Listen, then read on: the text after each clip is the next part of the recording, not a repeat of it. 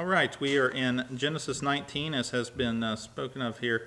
This, of course, will be God's destruction that he gives to Sodom and Gomorrah here. When we left chapter 18 last week, we found that, of course, that the Lord and the two visitors with the Lord in chapter 18 come to Abraham, and the two visitors leave, and the Lord, who I would believe to be a pre-incarnate version of Jesus, the Messiah, the second person of the Trinity, there visiting with Abraham.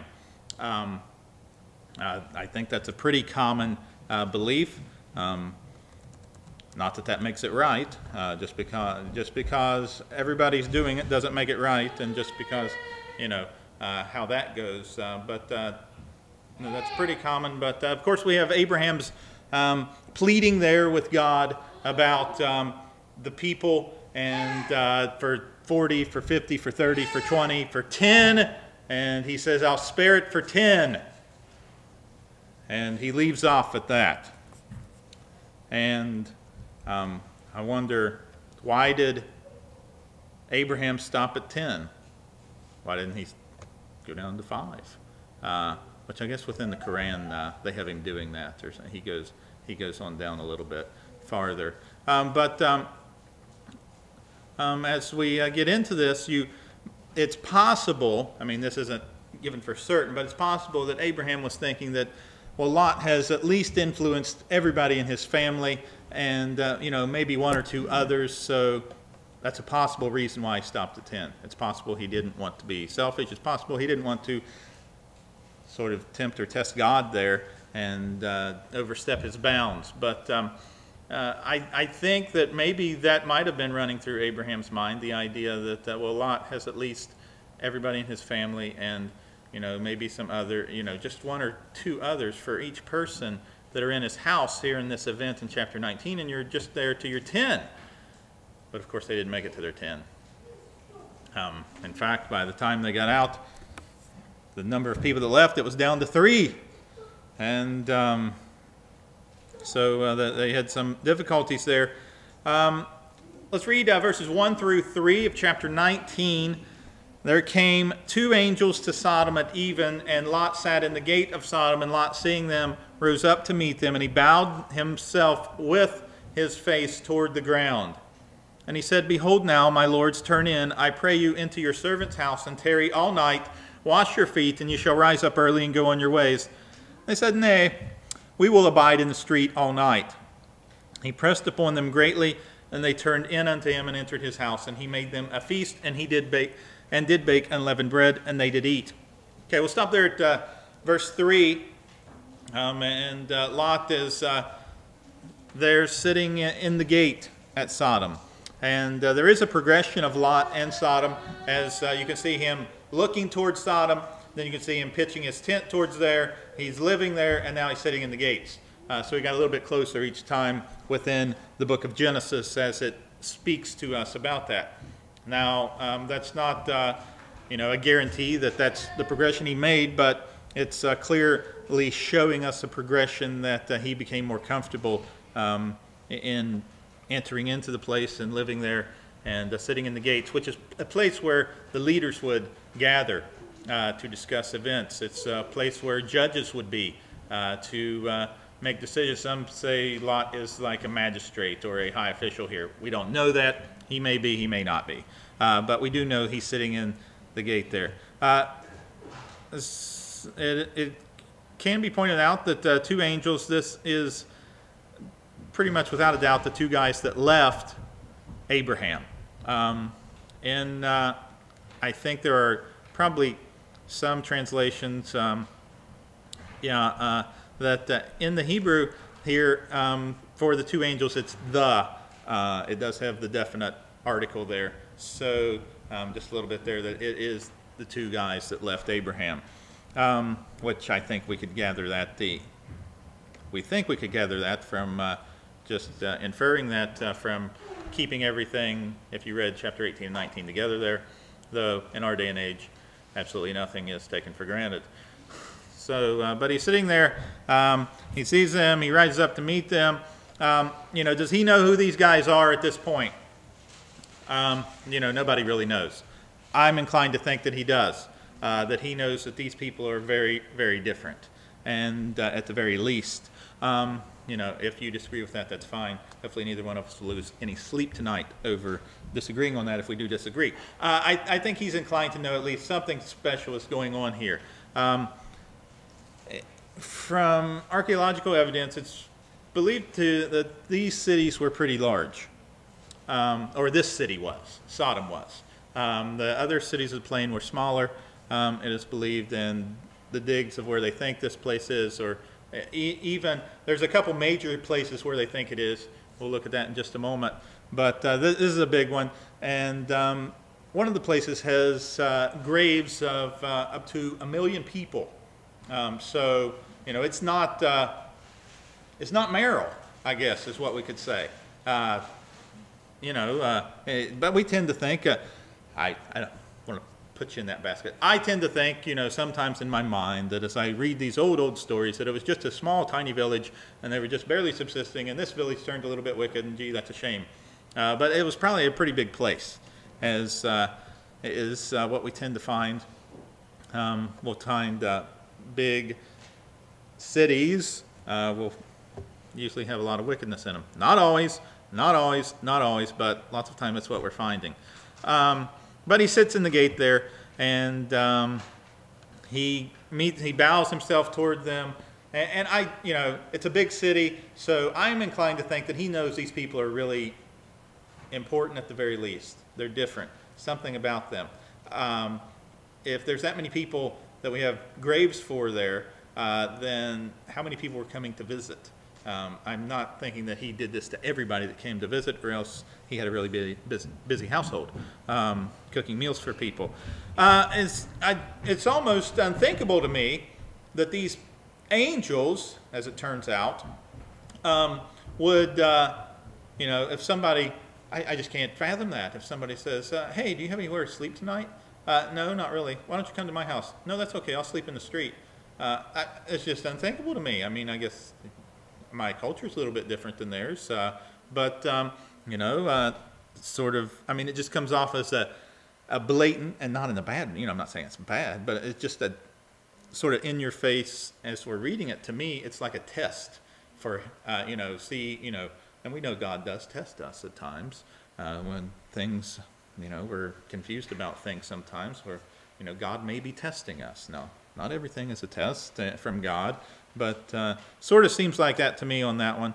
But he pressed upon them greatly, and they turned into him and entered into his house. He made them a feast, did bake unleavened bread, and they did eat. First occurrence here is from where we really have, speaking of leaven, we won't really find it again until we get to Exodus, and they're leaving Egypt. First instance of this dealing with unleavened bread. He made them a feast. It's kind of odd that his wife didn't make the feast there. It's not pointed out. It's possible that she did not share his excitement about having these visitors. It's possible. Again, I think maybe they knew a lot of who these people were. We know that she longed for the city, that she loved this place, that she, didn't want to leave, obviously. But he makes the feast and did bake unleavened bread, and they did eat. So they ate. All right, verse 4, before they lay down, before we do that, let's take a look at the where it might have been. And I know all of you are excellent biblical geographic scholars, right? Okay, me either. Okay, here's the Dead Sea. We know that it's without a doubt somewhere in this area. Jerusalem, I think it is in Genesis chapter 13. This is where, at Bethel and Ai. And the land was not able to bear them in verse 6 of chapter 13. They dwelt together. Their substance was great. They could not dwell together.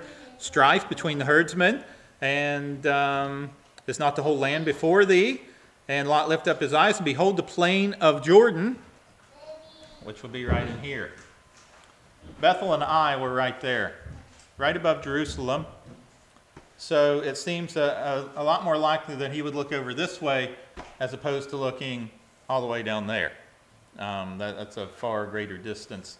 And Jordan River here, and a plain known right there, or a disc, a circle of lushness right there, because that's they had very good irrigation systems right there.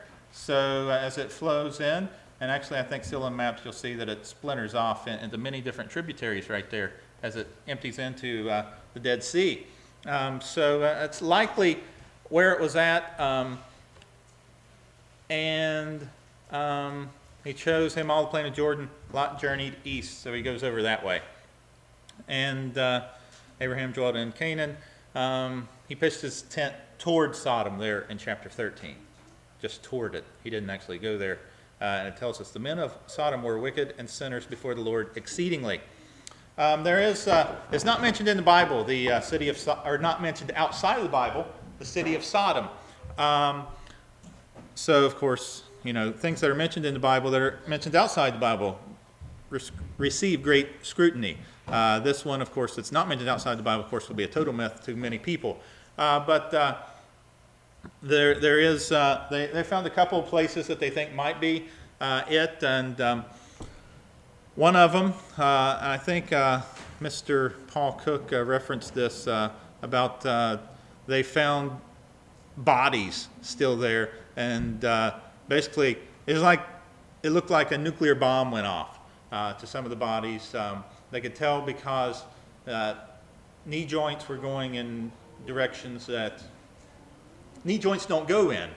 You know, they were just blasted to bits, and they found that, and this was in the north section, and a lot of study is done with this by a guy named Collins. If you want to look at, go home and Google Dr. Collins Sodom, and it'll come up. He thinks it's up here in this area. Some think it's down here. I tend to agree that it's right in there. But they found one huge city in this area, and 4 others that would fit into the other 4. And the big one would be Sodom.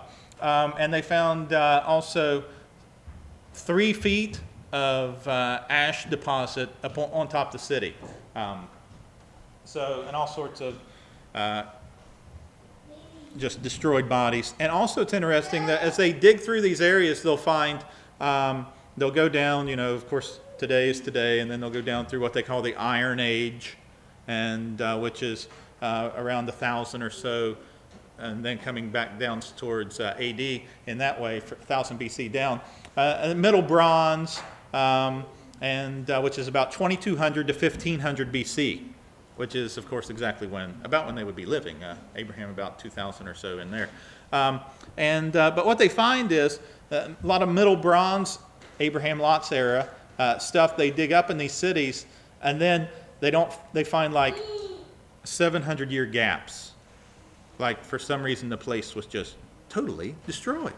And of course, that's exactly what the Bible would tell us, that the place was totally destroyed. So it's kind of interesting. There's another guy, if you look this up at all, you'll come across a guy named Wyatt. So if you find a guy named Wyatt doing stuff on Sodom and Gomorrah, you should stay away from that guy.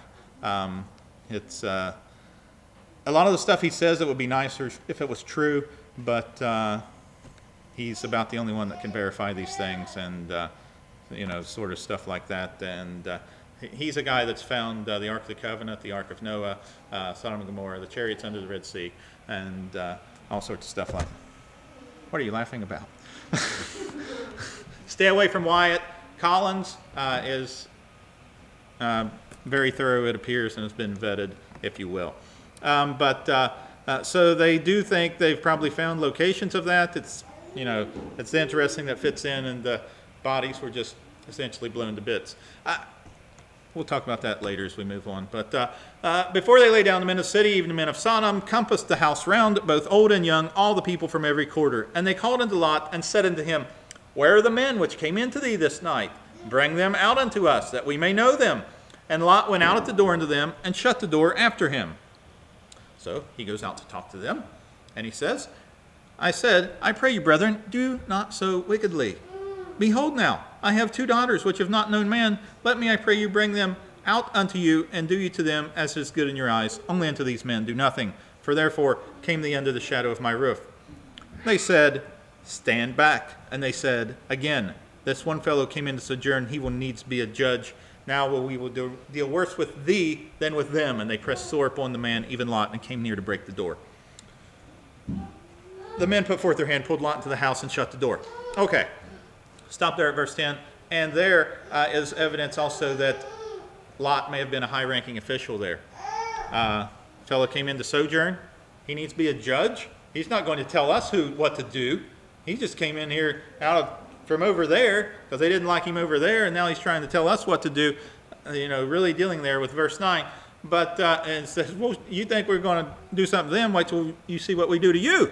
And at that point, the angels pulled Lot back into the house and shut the door. There's also been found that the doors of this day were extremely heavy duty. Extremely, because you might think, well, let me tell you, it wouldn't take a whole lot to kick the door down over there. Really, a little bit stronger wind and it's probably coming in. So, couldn't they have just kicked the door? These were very strong doors, probably, they said the hinges were extremely, extremely heavy duty. The doors would have been very thick, so that would have caused trouble breaking the door down, as well as the blindness that they are soon struck with might cause a little bit of difficulty getting into the door. Okay, this scene that we have just read, if it weren't so familiar, would just be downright shocking, and we would probably be blushing to read this thing in a church service. We would think, this is absolutely madness. How in the world can we be reading this? So they're getting ready to go to bed, and the men of the city, the men of Sodom, they come all around, old and young, everybody from every quarter. I mean, it's one thing, and it's horrific when we have a rape, or we have one isolated event, or we have a homosexual rape, or whatever it might happen to be of any kind. That's just horrible. An isolate. But look what's happening here. I mean, we've got everybody, and it's like a shark with fresh blood in the water. I mean, they're coming, they're circling, and they're going to get what they want, or so they think. And they said, bring them out. We want to know them. They want to have intercourse with them, or rape them, and intercourse somewhere involved in that probably in some way. It's rather sickening to think of. But Lot will not let them do that. Now, of course, there's a lot of discussion regarding this passage. Is this just dealing with hospitality? Is the city destroyed because of lack of hospitality? I think that's a rather silly argument. Is it destroyed solely for homosexuality? Again, I think that's a rather silly argument. That's not an excuse for homosexuality. We're saying homosexuality is okay, but it's clear from our own land that homosexuality is not an immediate death knell to the country. God is very gracious. That is in no way a recommendation that homosexuality is allowed under the gospel or by God. It is not. And indeed, we know that this town gives rise to the name, within our own land of Sodomites. Another argument from this is many will mention or think that one of the reasons for judgment is going after strange flesh, not in the sense of a homosexual way, but in the sense of an angelic way. There are many people that would hold to that. In Jude chapter 1 verse 7, the only chapter, verse 7, cities about them, Sodom and Gomorrah, like manner, giving themselves over to fornication, going after strange flesh. The reason they sort of have an argument there is strange is the word, he could have just come out and said because they were being homosexuals. But he didn't say that. He said because they went after strange, which is actually the word for heterosexual. It's hetero, strange, different, heterosexuals have male and female are different, contrary to what we may be told today. They are different. So that's why people will use that argument there in verse 7 of Jude, strange flesh, different from their own. That being said, the primary thing that we should concern ourselves with here, I believe, is the homosexual argument. I mean, the angelic argument is something to look at there, but most of us probably aren't dealing with angelic, relations in the culture we live in.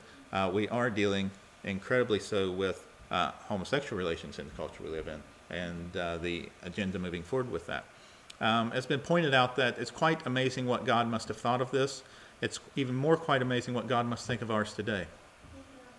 Because these people, they hadn't had a couple millennia of, okay, let's take America, for example. There's a few hundred years here of gospel teaching widely available and everywhere available. And then we slide off into this, and not just people that we would term liberal, but rather even the churches embrace that and saying it's okay to do this. And what God must think of that even more than these people who, we don't know what they were taught, but it probably stands to reason they didn't have the same foundation that America did.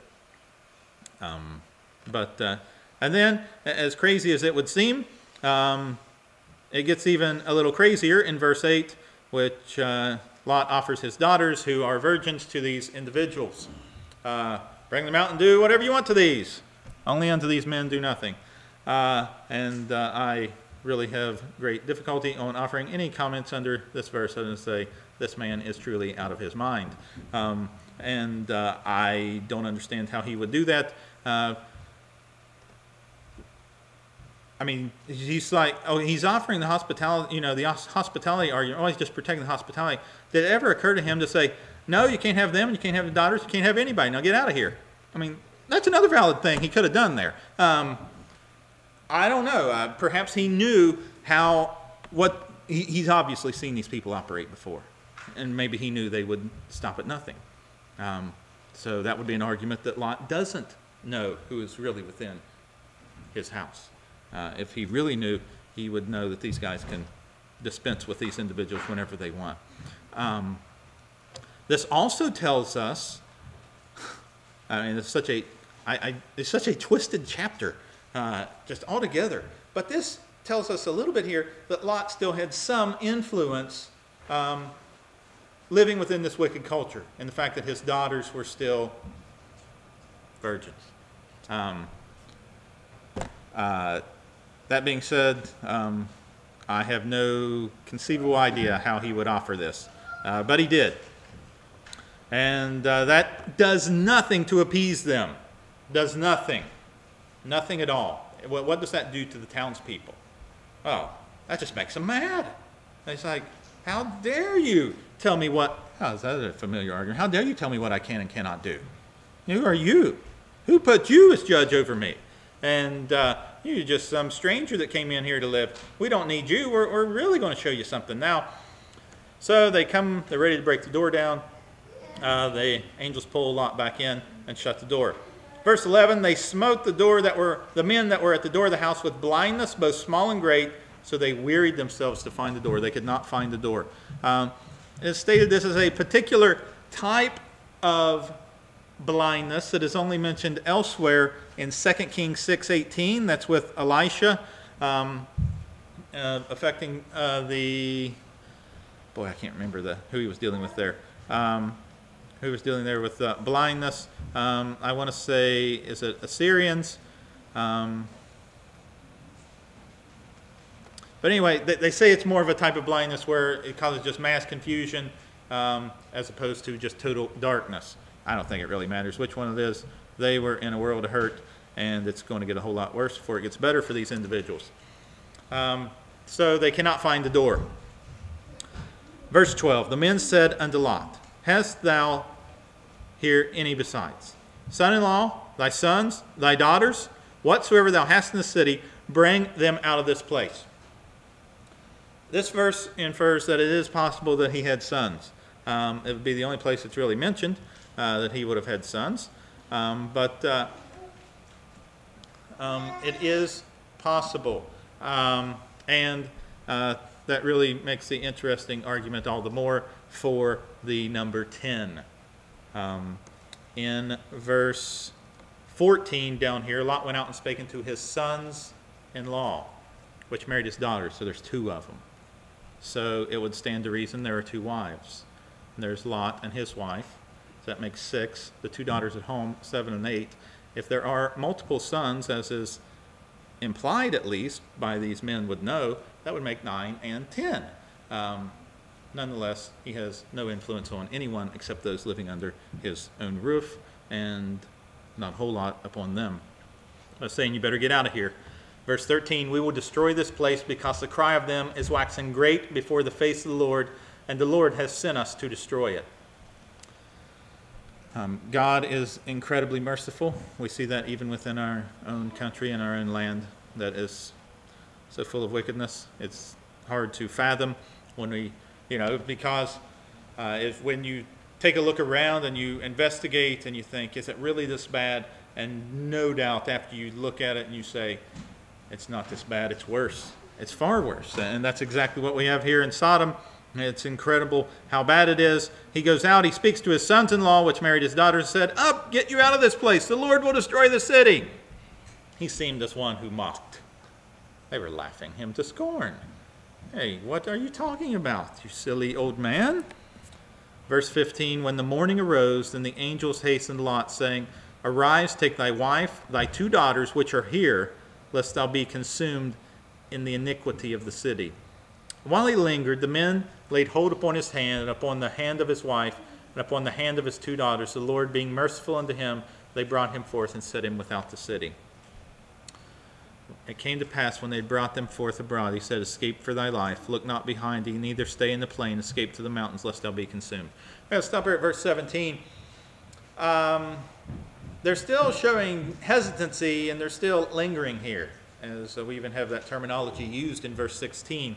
While he lingered. He's not, it seems to me that if someone tells me Merrill is going to be destroyed by a nuclear bomb at 12 o'clock tomorrow, as much as I like this place, I probably wouldn't be lingering.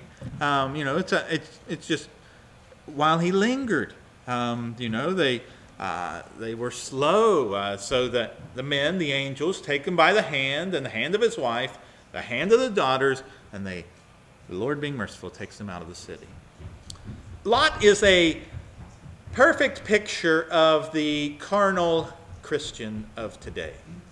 He has set his tent. He has set his tent down in the city of the wicked. He has lived there in the wicked, not so he can convert the wicked, but so that he can enjoy the blessings that come along with that. He finds that he can still keep his faith and yet also enjoy material and economic blessings by living there. And when you might confront someone about this, you'll find that they are not very quick to be eager to get rid of it. But you will be called a Pharisee and a legalist and a problem maker, and someone's causing division, someone whose ministry is marked by division and hate and attacking others, and you need to just be more full of love, a little more than you are, at least. Lot is essentially the same type of person here. He has set his tent in a place where it should not be. He has seen how close he can get to the world, to Sodom, one of the most wicked cities that we have a record of in the Bible, and still have some sort of faith. That would be somewhat a little bit tongue-in-cheek amusing if we did not have the same exact occurrences happening within our own day. Not amusing as in, haha, that is funny, but just the wry, can you believe it?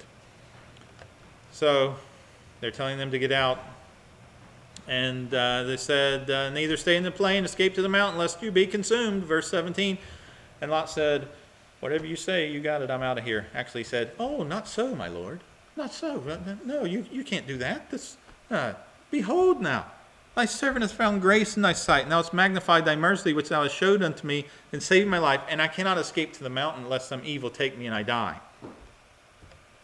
So, yeah, I realize that God has sent you guys, and you're going to destroy this place. There's little doubt of that. But there's no possible, and I realize that God has shown me mercy in allowing me to be saved through this matter. But there's no possible way God could possibly save me in the mountain. He couldn't keep me there, could he? I mean, he could keep me to get out of this place, but it's quite the whole. As I said, the whole chapter is somewhat twisted of the decisions that people make here. Lest some evil take me, and I die. Behold now, this city is near unto me. It's a little one. Let me escape thither. Is it not a little one? And my soul shall live. He is quite bold here to be speaking. Just let me go over here to this city. I can't possibly go to the mountains and get away from the city. That would be horrible. He said unto him, See, I have accepted this concerning this thing also. I will not overthrow this city for which thou hast spoken. The boldness pays off apparently to some measure. Verse 22, Haste thee, escape thither, quickly, haste, fast, move. I cannot do anything till thou be come thither. I can't do this until you're gone. He was truly blessed by God. Therefore the name of the city was called Zoar, that is, meaning little. The sun was risen upon the earth when Lot entered into Zoar.